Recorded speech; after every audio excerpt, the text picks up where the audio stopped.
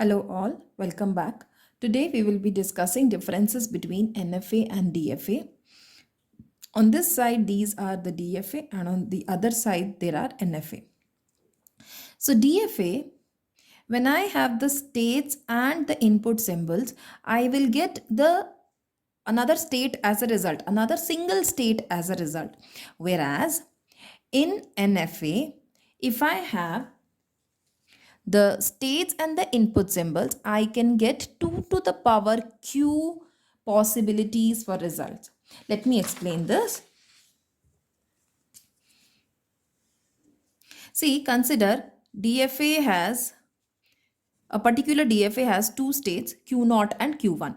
So when I do the transition table, Q0 and Q1, let's say for 0 and 1, I may get either like Q0 or I may get Q1 or something like Q0, Q1 or any of these states only. But then if it is an NFA, and if I have two states Q0 and Q1, I have four possibilities. Either null, or I may have Q0, or I may have Q1, or otherwise I may have Q0, Q1 together. So these are the four possibilities that are possible when I have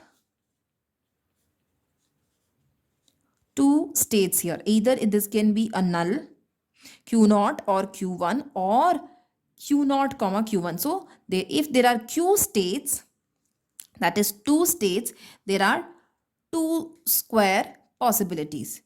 Two square possibilities are here. But here what are possible? How many ever number of states are there? Only these many possibilities are here. But here I have 2 power q possibilities. So this is the meaning of first point. The second point is here the transitions are deterministic. The transitions are non-deterministic here. That is, one transition may lead to multiple states. For each state, all transitions should be defined. So for example, if I have a particular state Q0, I cannot have, if my input symbols are 0 and 1, I cannot have just 0 transition. I need to define where does 1 take me in DFA. All transitions for input symbols need to be defined. But in NFA, I can only have, let's say,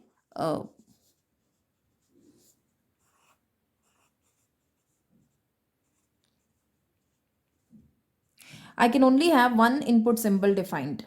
That is, I need not define the transition for all input symbols. My input symbols are 0 and 1. But for this state, if you take, I have not defined for 1.